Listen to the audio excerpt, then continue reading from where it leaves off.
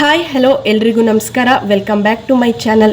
ತುಂಬ ಜನ ಪ್ರೆಗ್ನೆಂಟ್ ಇರೋರಿಗೆ, ಎಸ್ಪೆಷಲಿ ಫಸ್ಟ್ನೇ ಪ್ರೆಗ್ನೆನ್ಸಿಲಿರೋರಿಗೆ ಈ ಕೇಸರಿ ಹಾಲು ಕುಡಿಯೋದ್ರಿಂದ ಮಗು ಬೆಳ್ಳುಗೆ ಗುಂಡುಗೆ ಕ್ಯೂಟಾಗಿ ಹುಟ್ಟುತ್ತಾ, ಹಾಗೆ ಇದು ಎಷ್ಟು ಸೇಫು ಮತ್ತು ಅನ್ಸೇಫು, ಹಾಗೆ ಇದರಿಂದ ಏನೇನು ಯೂಸಸ್ಸು ಅನ್ನೋಂಥ ಕೆಲವೊಂದಷ್ಟು ಡೌಟ್ಸ್ ಇರುತ್ತೆ. ಹಾಗೆ ಇದನ್ನ ಎಷ್ಟು ಕ್ವಾಂಟಿಟಿಲಿ ತಗೋಬೇಕು ಮತ್ತು ಯಾವ ಟೈಮಲ್ಲಿ ತಗೋಬೇಕು, ಮತ್ತು ಇದನ್ನ ಬರೀ ಪ್ರೆಗ್ನೆಂಟ್ ಇರೋರು ಮಾತ್ರ ಯೂಸ್ ಮಾಡ್ಬೋದಾ, ನಾರ್ಮಲ್ ಆಗಿರೋರು ತಗೊಳ್ಳೋ ಹಾಗಿಲ್ವಾ ಅನ್ನೋಂಥ ಕಂಪ್ಲೀಟ್ ಡೀಟೇಲ್ಸ್ನ ಈ ವಿಡಿಯೋದಲ್ಲಿ ನಾನು ನಿಮಗೆ ತಿಳಿಸ್ಕೊಡ್ತೀನಿ.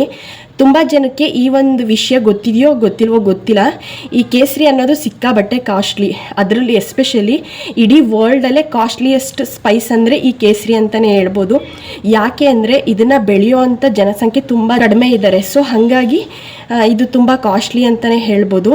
ಹಿಂದೆ ರಾಜರ ಕಾಲದಲ್ಲೆಲ್ಲ ರಾಜರು ಇದನ್ನ ಪ್ರತಿದಿನ ತಗೋತಿದ್ರಂತೆ.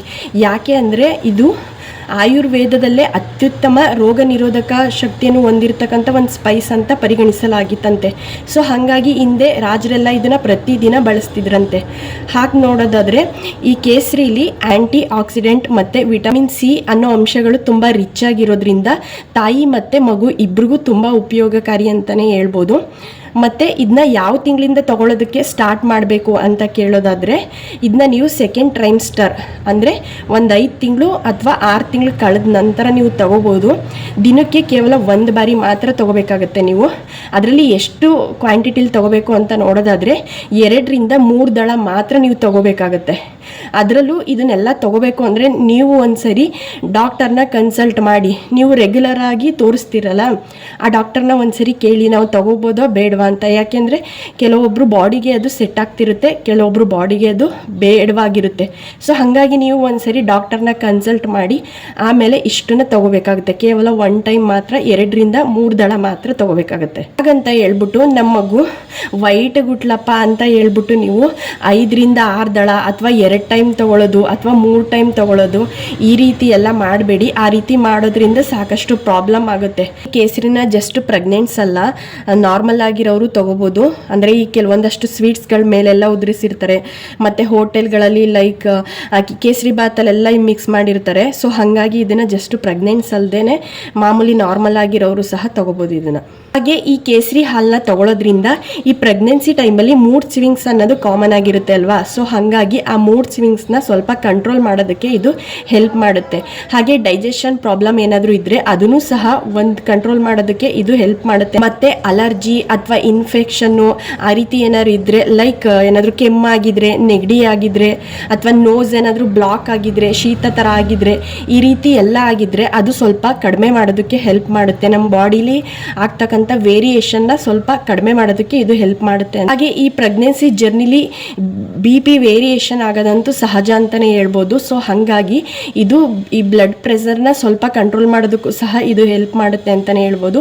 ಹಾಗೆ ಈ ಪ್ರೆಗ್ನೆಂಟ್ಗಳಿಗೆ ಕೆಲವೊಬ್ರಿಗೆ ಹೇಳ್ತಿರ್ತಾರೆ ಕೆಲವೊಬ್ರು, ಈ ಕಿಬ್ಬೊಟ್ಟೆ ನೋವು ಅಥವಾ ಕೆಳಗಡೆ ಹೊಟ್ಟೆ ನೋವು ಅಥವಾ ಮೈಕೈ ನೋವು, ಬೆನ್ನೋವು ಅಂತ ಹೇಳ್ತಿರ್ತಾರಲ್ಲ, ಇದನ್ನು ಎಲ್ಲ ಸ್ವಲ್ಪ ಈ ನೋವುಗಳನ್ನ ಕಡಿಮೆ ಮಾಡೋದಕ್ಕೆ ಸಹ ಇದು ಹೆಲ್ಪ್ ಮಾಡುತ್ತೆ. ಹಾಗೆ ಇದು ಏರ್ ಫಾಲು ಮತ್ತು ಸ್ಕಿನ್ ಕೇರ್ಗೆ ಸಂಬಂಧಿಸಿದಂತೆ ಹೆಲ್ಪ್ ಮಾಡುತ್ತೆ. ಹೇಗೆ ಅಂದರೆ ತುಂಬ ಏರ್ ಫಾಲ್ ಆಗ್ತಿರುತ್ತಲ್ಲ, ಅದರಲ್ಲಿ ಸ್ವಲ್ಪ ಮಟ್ಟಿಗೆ ಇದು ಹೇರ್ ಫಾಲ್ನ ಕಡಿಮೆ ಮಾಡೋದಕ್ಕೆ ಹೆಲ್ಪ್ ಮಾಡುತ್ತೆ.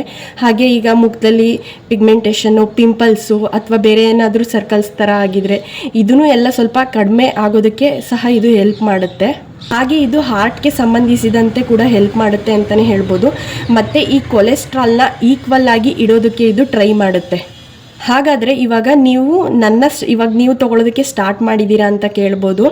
ಎಸ್, ನಾನಿವಾಗ ಆಫ್ಟರ್ 6.5 ಮಂತ್ ಆದಮೇಲೆ ತೊಗೊಳೋದಕ್ಕೆ ಟ್ರೈ ಮಾಡಿದ್ದೀನಿ ಇದನ್ನು. ನಾನು ಜಸ್ಟ್ 1 ಟೈಮ್ ಅಷ್ಟೇ ತೊಗೊಳ್ಳೋದು. ನೀವು ಈ ಕೇಸರಿ ಸೆಲೆಕ್ಟ್ ಮಾಡುವಾಗ ತುಂಬ ಕೇರ್ಫುಲ್ಲಾಗಿ ಮಾಡಬೇಕಾಗತ್ತೆ. ಯಾಕೆ ಅಂದರೆ ಈ ಕೇಸರಿ ವಿಚಾರದಲ್ಲಿ ಬಂದರೆ ಆಲ್ಮೋಸ್ಟ್ ತುಂಬ ಕಲಬೆರಿಕೆ ಅನ್ನೋವಂಥದ್ದೇ ಜಾಸ್ತಿ ಇರುತ್ತೆ. ಮತ್ತು ನೀವು ಕಡಿಮೆ ಪ್ರೈಸಲ್ಲಿ ಸಿಕ್ತು ಅಂತ ಹೇಳ್ಬಿಟ್ಟು ತೊಗೊಳೋದಕ್ಕೆ ಹೋಗಬೇಡಿ. ಈ ಕೇಸರಿನ ಚೂಸ್ ಮಾಡುವಾಗ ನೀವು ಆಲ್ಮೋಸ್ಟು ಒಂದು ಒಳ್ಳೆ ಬ್ರ್ಯಾಂಡು, ಒಂದು ಒಳ್ಳೆ ಕ್ವಾಲಿಟಿ ಇರುವಂಥದ್ದನ್ನೇ ಸೆಲೆಕ್ಟ್ ಮಾಡಿ. ಇವಾಗ ಸದ್ಯಕ್ಕೆ ನಾನು ಯೂಸ್ ಮಾಡ್ತಾ ಇರೋ ಕೇಸರಿ ಬಂದು ಇದಾಗಿರುತ್ತೆ. ಇದ್ರದ್ದು ಬ್ರ್ಯಾಂಡ್ ಬಂದು ಶ್ರೀಲಕ್ಷ್ಮಿ ಸಫ್ರಾನ್ ಅಂತ ಹೇಳ್ಬಿಟ್ಟು.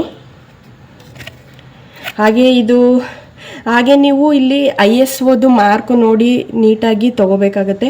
ಯಾಕೆ ಅಂದರೆ ಇದರಲ್ಲಿ ಹಾಗೆ ಲೂಸ್ ಬರುತ್ತಲ್ಲ, ನೀವು ಲೂಸ್ ಎಲ್ಲ ತೊಗೊಳೋದಕ್ಕೆ ಹೋಗಬೇಡಿ. ಈ ರೀತಿ ಪ್ಯಾಕ್ ಬರುತ್ತಲ್ಲ, ಇದನ್ನೇ ರೆಕಮೆಂಡ್ ಮಾಡಿ, ಇದೇ ಬೆಟರ್ ಅಂತ ಹೇಳ್ಬೋದು.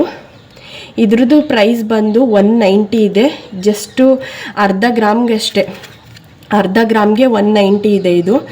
ಸೊ ಹಾಗಾಗಿ ಈ ಕೇಸರಿನ ಚೂಸ್ ಮಾಡುವಾಗ ಸ್ವಲ್ಪ ಒಳ್ಳೆ ಕಾಸ್ಟ್ಲಿ ಆದರೂ ಪರವಾಗಿಲ್ಲ, ನೀಟಾಗಿರೋದೇ ತೊಗೊಳ್ಳಿ. ಈ ಕೇಸರಿ ಕಲಬೆರಕೆ ಆಗಿದೆಯೋ ಅಥವಾ ಇಲ್ಲ ಒರಿಜಿನಲ್ಲೋ ಅಂತ ನೀವೇನಾದರೂ ಟ್ರೈ ಮಾಡಿ ನೋಡಬೇಕು ಅನ್ನೋದಾದರೆ ಒಂದು ಗ್ಲಾಸಲ್ಲಿ ಬಿಸಿನೀರು ತೊಗೊಳ್ಳಿ.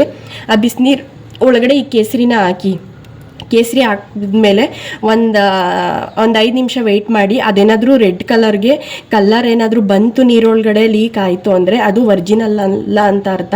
ಅದೇನಾದರೂ ಕಲರ್ ಏನೂ ಹೋಗದೆ ಇರೋ ರೀತಿನೇ ಇದ್ದು ಲೈಟಾಗಿ ಮಾತ್ರ ಚೇಂಜಸ್ ಆದರೆ ಮಾತ್ರ ಅದು ಒರಿಜಿನಲ್ ಕೇಸರಿ ಅಂತ ನಿಮ್ಗಲ್ಲೇ ಗೊತ್ತಾಗ್ಬಿಡುತ್ತೆ. ಈ ರೀತಿ ನೀವು ಈ ಕೇಸರಿ ಒರಿಜಿನಲ್ಲ ಅಥವಾ ಒರಿಜಿನಲ್ ಅಲ್ವಾ ಅನ್ನೋಂಥದ್ದನ್ನ ನೀವು ನೋಡ್ಕೋಬೋದು. ಈ ಕೇಸರಿನ ನಾವು ಯಾವ ರೀತಿ ಯೂಸ್ ಮಾಡೋದು ಅಂತ ನೋಡೋದಾದರೆ, ಹಾಲಲ್ಲಿ ಒಂದು 5 ನಿಮಿಷ ನೆನೆಸಿ ಇಟ್ಬಿಟ್ಟು ಕುಡಿಬೋದು. ಅಥವಾ ಇನ್ನೊಂದು ಟೈಪ್ ಅಂದರೆ ಹಾಲಿಗೆ ಈ 2 ರಿಂದ 3 ದಳ ಕೇಸರಿ ಹಾಕ್ಬಿಟ್ಟು ಕುದಿಸ್ಬಿಟ್ಟು ಆಮೇಲೆ ಸ್ವಲ್ಪ ತಣ್ಣಗಾದ್ಮೇಲೆ ನೀವು ತೊಗೋಬೋದು. ಈ ರೀತಿ 2 ಟೈಪ್ ತೊಗೋಬೋದು.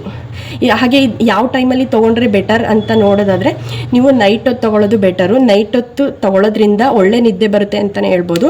ಸೊ ಹಾಗಾಗಿ ನಾನು ನೈಟ್ ತೊಗೊಳ್ಳಿ ಅಂತಲೇ ರೆಕಮೆಂಡ್ ಮಾಡ್ತೀನಿ. ಕೊನೆಯದಾಗಿ ಇದೊಂದು ಡೌಟ್ ಎಲ್ಲರಿಗೂ ಇದ್ದೇ ಇರುತ್ತೆ. ಅದೇನಪ್ಪ ಅಂದರೆ, ಈ ಕೇಸರಿ ಕುಡಿಯೋದ್ರಿಂದ ನಿಜವಾಗ್ಲೂ ಪಾಪು ಬೆಳ್ಳುಗೆ ಗುಂಡು ಗುಟ್ಟುತ್ತಾ ಅನ್ನೋಂಥ ಡೌಟು ಸಾಕಷ್ಟು ಜನ ಪ್ರೆಗ್ನೆಂಟ್ಸ್ಗಳಿಗೆ ಇದ್ದೇ ಇರುತ್ತೆ. ಈಗ ಕೇಸರಿ ಕುಡಿಯೋದ್ರಿಂದ ಪಾಪು ಬೆಳ್ಳಗಾಗೋದಕ್ಕೆ ಹೇಗೆ ಸಾಧ್ಯ? ಈ ಪಾಪುದು ಕಲರ್ ಬಂದು ಡಿಸೈಡ್ ಆಗೋವಂಥದ್ದು ಅಪ್ಪ ಅಮ್ಮಂದು ಜೀನ್ಸ್ ಮೇಲೆ ಅಥವಾ ಫ್ಯಾಮಿಲಿ ಜೀನ್ಸ್ ಆಧಾರದ ಮೇಲೆ ಮಗುದು ಕಲರ್ ಡಿಸೈಡ್ ಆಗೋವಂಥದ್ದು. ಸೊ ಹಂಗಿರುವಾಗ ನಾವು ಜಸ್ಟು ಕೇಸರಿನ ಕುಡಿತಾ ಬಂದರೆ ಮಗು ಕಲರ್ ಹೇಗೆ ಚೇಂಜ್ ಆಗಿಬಿಡುತ್ತೆ? ಸಾಧ್ಯ ಇಲ್ಲ. ಈ ಕೇಸರಿ ಕುಡಿಯೋದ್ರಿಂದ ಮಗು ಕಲರ್ ಮೇಲೆ ಯಾವುದೇ ರೀತಿ ಎಫೆಕ್ಟ್ ಬೀರಲ್ಲ. ಅದು ಯಾವ ಕಲರ್ ಇರುತ್ತೆ ಅದೇ ಇರುತ್ತೆ. ಜಸ್ಟ್ ನಾವು ಈ ಕೇಸರಿ ಕುಡಿಯೋದ್ರಿಂದ ಇವಾಗ ಒಂದಷ್ಟು ನಾನು ಬೆನಿಫಿಟ್ಸ್ನ ಹೇಳಿದ್ನಲ್ಲ, ಅದೆಲ್ಲ ಯೂಸಸ್ ಆಗುತ್ತೆ. ಬಿಟ್ಟರೆ ಮಗು ಕಲರ್ ಎಲ್ಲ ಈ ಕೇಸರಿ ಮೇಲೆ ಡಿಪೆಂಡ್ ಆಗೋದಿಲ್ಲ. ಹಾಗೆ ನಾವು ತಿನ್ನೋ ಫುಡ್ಡಿಂದ ಡೆಫಿನೆಟ್ಲಿ ಮಗು ಕಲರ್ ಅಂತೂ ಡಿಸೈಡ್ ಆಗೋದಿಲ್ಲ. ಅದ್ರ ಬದಲಾಗಿ ನಾವು ತಿನ್ನೋ ಒಳ್ಳೆ ಫುಡ್ಡಿಂದ ಮಗು ಒಂದು ಒಳ್ಳೆ ಹೆಲ್ದಿಯಾಗಿ ಮತ್ತು ಒಂದು ಒಳ್ಳೆ ರೀತಿಲಿ ವೆಯ್ಟ್ ಗೇನ್ ಆಗಿ ಹುಟ್ಟುತ್ತೆ ಹೊರತು ಈ ಕೇಸರಿಯಿಂದ ಯಾವುದೇ ರೀತಿ ಈ ಮಗುವಿನ ಕಲರ್ ಅಂತೂ ಚೇಂಜ್ ಆಗಲ್ಲ. ಅದು ಯಾವ ಕಲರ್ ಇರುತ್ತೆ ಅಪ್ಪ ಅಮ್ಮನ ಜೀನ್ಸ್ ಮೇಲೆ ಮಾತ್ರ ಅದು ಆಧಾರವಾಗಿರುತ್ತೆ. ಬಿಟ್ಟರೆ ಈ ಕೇಸರಿಯಿಂದ ಅಂತೂ ಯಾವುದೇ ರೀತಿ ಕಲರ್ ಚೇಂಜ್ ಆಗೋದಿಲ್ಲ. ಸಾಕಷ್ಟು ಜನ ಮಾತಾಡ್ಕೊಂಡಿರ್ತಾರೆ ಅಥವಾ ಹೇಳಿರ್ತಾರೆ ನಿಮಗೆ, ಕೇಸರಿ ಕುಡೀರಿ 7 ತಿಂಗಳಾಯ್ತಾ 8 ತಿಂಗಳಾಯ್ತಾ ಇನ್ನೂ ಸ್ಟಾರ್ಟ್ ಆಗಿಲ್ವಾ ನೀವು ಕೇಸರಿ ತೊಗೊಳ್ಳೋದು, ಕೇಸರಿ ಕುಡೀರಿ ಪಾಪು ಬೆಳ್ಳು ಗುಟ್ಟುತ್ತೆ ಗುಂಡು ಗುಟ್ಟುತ್ತೆ ಅಂತ ಹೇಳ್ಬೋದು. ಬಟ್ ಈ ಕೇಸರಿಯಿಂದ ಯಾವುದೇ ರೀತಿ ಕಲರ್ ಅನ್ನೋದು ಮ್ಯಾಟ್ರ್ ಆಗಲ್ಲ. ಓಕೆನಾ? ಎಸ್ ಫ್ರೆಂಡ್ಸ್, ಇದಾಗಿತ್ತು ಕೇಸರಿ ಬಗ್ಗೆ ತಿಳ್ಕೊಂಡಿರೋ ನಾನು ಕೆಲವೊಂದಷ್ಟು ಇನ್ಫಾರ್ಮೇಷನ್ನ ನಿಮಗೆ ತಿಳಿಸಿದ್ದೀನಿ. ಈ ವಿಡಿಯೋ ನಿಮ್ಗೆ ಏನಾದರೂ ಯೂಸ್ಫುಲ್ ಆಗಿದ್ದರೆ ಲೈಕ್ ಮಾಡಿ, ಹಾಗೆ ನನ್ನ ಚಾನಲ್ಗೆ ಸಪೋರ್ಟ್ ಮಾಡಿ.